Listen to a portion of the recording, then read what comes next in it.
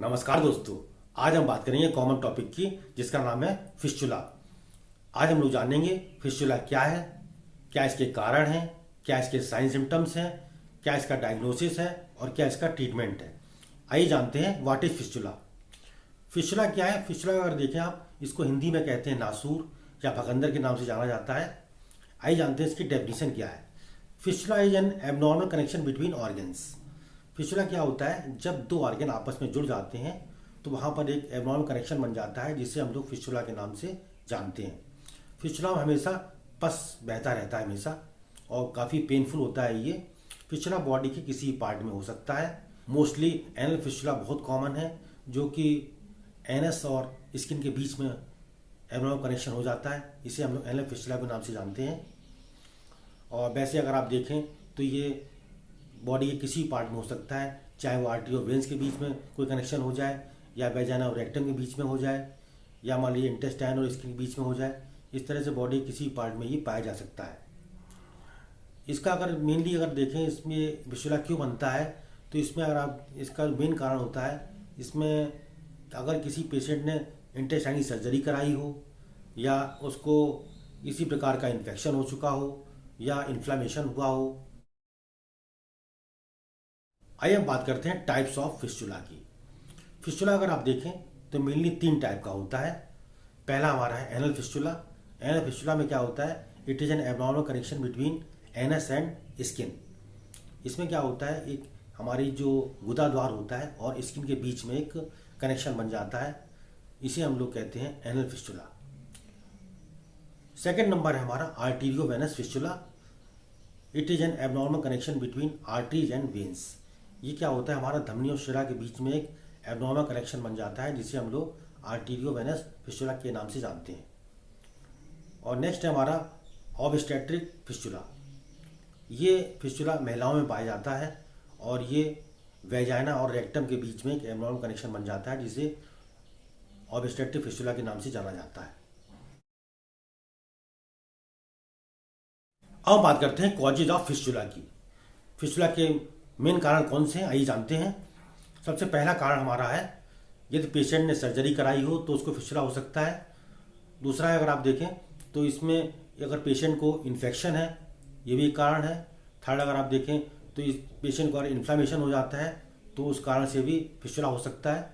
चौथा कारण है, अगर पेशेंट को इंजरी हो जाए किसी पार्ट में तो भी फिस्चुला हो सकता है। नेक्स्ट कारण हमारा है, अगर पेशेंट को टीबी हो जाए, टीबी कारण भी हो सकता है। अगर पेशेंट को कैंसर हो जाए। नेक्स्ट हमारा, अगर आप देखें पेशेंट को अगर क्रॉन्स डिजीज हो जाए। क्रॉन्स डिजीज में अगर आप देखें तो जब इंटेस्टाइन का जो इन्फ्लामेशन होता है उसे क्रॉन्स डिजीज कहते हैं। नेक्स्ट अगर आप देखें, अगर पेशेंट को डाइवर्टिकुलाइटिस हो जाए। डाइवर्टिकुलाइटिस एक डिजीज होती है। इसमें क्या होता है, जो लार्ज इंटेस्टाइन होती है हमारी उसमें स्मॉल पॉचेस बन जाते हैं और इसमें इन्फ्लामेशन हो जाता है। इस कंडीशन को डाइवर्टिकुलाइटिस कहते हैं। नेक्स्ट है हमारा, पेशेंट को अगर अल्सरेटिव कोलाइटिस हो उस कारण से भी पेशेंट को फिस्चुला हो सकता है। यदि पेशेंट को पेरिनियल में एब्सिस हो गया हो और पेशेंट ने उसकी केयर ना की हो उसके कारण से भी पेशेंट को फिस्चुला हो सकता है। नेक्स्ट अगर आप देखें, जो पेशेंट एनल सेक्स करते हैं उनको भी फिस्चुला होने के काफ़ी चांसेस हो जाते हैं। या कह सकते हैं यदि पेशेंट ये एसटीडी के द्वारा भी हो जाता है, सेक्सुअली ट्रांसमिटेड डिजीज के कारण भी फिस्चुला हो सकता है। नेक्स्ट हमारा देखें तो रेडिएशन के कारण भी फिस्चुला हो सकता है। रेडिएशन में अगर आप देखें तो जैसे कुछ लोग एक्सरे या एक्सरेज के कारण, सीटी स्कैन के कारण भी फिस्चुला आपको बहुत देखने को मिलता है। तो ये थे हमारे मेन कारण फिस्चुला के।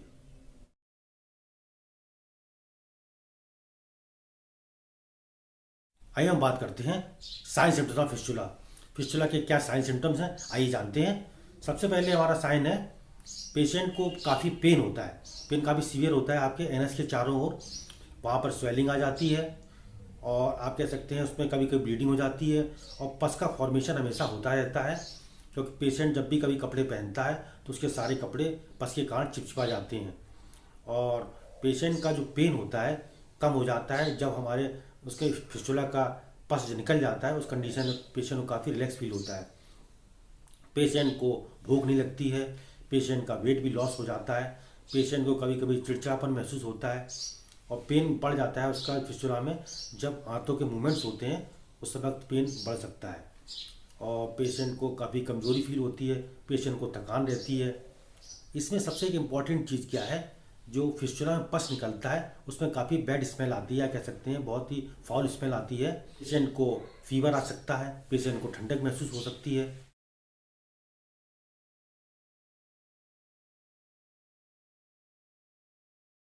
अब बात करते हैं डायग्नोसिस ऑफ फिस्टुला। फिस्टुला कैसे डायग्नोज कर सकते हैं। सबसे पहले हम करते हैं उसका फिजिकल एग्जामिनेशन। डॉक्टर क्या करते हैं, उसको फिजिकल एग्जामिनेशन के द्वारा फिस्टुला को चेक कर सकते हैं। दूसरा, आपको पेशेंट की हिस्ट्री ले सकते हैं। नेक्स्ट हमारा पेशेंट का जो है एक्सरे करा सकते हैं चेस्ट का, पेशेंट का आप जो है अल्ट्रासाउंड करा सकते हैं, पेशेंट का सीटी स्कैन करा सकते हैं, पेशेंट का एमआरआई करा सकते हैं, पेशेंट का जो फिस्टुला का पस निकल रहा है उसका कल्चर और सेंसिटिविटी टेस्ट करा सकते हैं और प्रोक्टोस्कोपी करा सकते हैं। प्रोक्टोस्कोपी का मतलब होता है जब इसमें हम लोग रेक्टम और वेजाना को देख सकते हैं प्रोक्टोस्कोप के द्वारा। इसमें सिग्माइडोस्कोपी करा सकते हैं। इसमें सिग्माइड कोलोन के द्वारा हम लोग जो सिग्माइड कोलोन को देखते हैं सिग्माइडोस्कोप के द्वारा, और कोलोनोस्कोपी भी कराया जा सकता है। इसमें हम लोग बड़ी आंत को देखते हैं।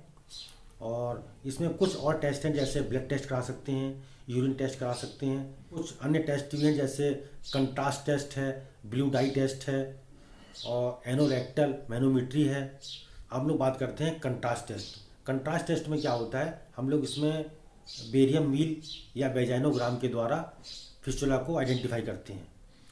दूसरा हमारा है blue dye test. Blue dye test में क्या करते हैं हम लोग, ये अगर आप देखा जाए तो ये जनरली हम लोग फीमेल के लिए करते हैं इस टेस्ट को। जैसे सपोज इसमें क्या करते हैं हम लोग, रेक्टम में ब्लू डाई को हम लोग इंजेक्ट कर देते हैं और उसके बाद जो है वेजाइना में ये टैम्पोन डाल देते हैं।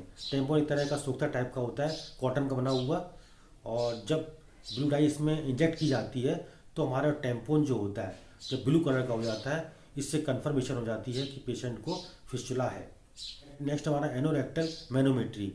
इसमें हम लोग जो है क्या करते हैं, इसके द्वारा हम लोग जो एनस का किस तरह से स्टूल पास हो रहा है या फिर रेक्टम में जो हमारे स्फिंक्टर किस तरह से काम कर रहे हैं, तो इसके बारे में इसका आइडेंटिफाई हो जाता है। बट इसमें हम लोग जो है जो हमारा फिस्टुला है उसका लोकेशन पता नहीं चल पाता है, बट रिपेयर में इसके द्वारा काफ़ी हेल्प मिल सकती है। तो ये था हमारा डायग्नोसिस ऑफ फिस्टुला। आइए हम बात करते हैं ट्रीटमेंट ऑफ फिस्टुला। सबसे पहले बात करते हैं मेडिकल ट्रीटमेंट। मेडिकल ट्रीटमेंट में पेशेंट का हम लोग सिम्टोमेटिक ट्रीटमेंट करते हैं, मतलब सिम्टम्स के आधार पर। जैसे यदि उसको बुखार आ रहा है तो आप एंटीपायरेटिक ड्रग्स देंगे, यदि पेशेंट को पेन हो रहा है तो एनाल्जेसिक टैबलेट्स देंगे, यदि पेशेंट को इन्फ्लामेशन है तो एंटी इन्फ्लामेटरी ड्रग्स दी जाएंगी, यदि पेशेंट को इन्फेक्शन हुआ है तो एंटीबायोटिक्स तथा एंटीसेप्टिक ड्रग्स प्रोवाइड की जाएंगी। अब हम लोग बात करते हैं इसके सर्जिकल ट्रीटमेंट की। वैसे देखा जाए तो भगंदर का जो सर्जिकल ट्रीटमेंट ही बेस्ट माना जाता है। इसमें हम लोग जो सर्जरी करते हैं उसको फिस्टुलोटॉमी कहा जाता है। इसमें जो फिस्टुला का जो पार्ट है वो काट कर बाहर निकाल दिया जाता है। कहीं कहीं पर जो है फिस्टुलेक्टोमी भी करना पड़ता है, इसमें पूरा पार्ट काट कर निकाल देते हैं और इसमें फिस्टुला को रिपेयर भी किया जाता है। हम बात करते हैं सपोर्टिव ट्रीटमेंट की। सपोर्टिव ट्रीटमेंट में अगर आप देखें तो पेशेंट को हरी सब्जियां तथा हरी सब्जियों में अगर स्पेशली देखें पत्तेदार सब्जियां उसको दें और फाइबर युक्त फूड दें उसको, और स्मोकिंग और टोबैको उसको बंद करा दें, एल्कोहल का सेवन बंद करा दें और पेशेंट को प्लेंटी ऑफ फ्लूइड्स मतलब फ्लूइड बहुत अधिक मात्रा में दें। तो ये था हमारा छोटा सा टॉपिक फिस्टुला का। अगर आपको हमारा वीडियो अच्छा लगता है तो हमारे आप वीडियो को शेयर कर सकते हैं, हमारे वीडियो को लाइक कर सकते हैं, हमारे चैनल को सब्सक्राइब कर सकते हैं। Thank you.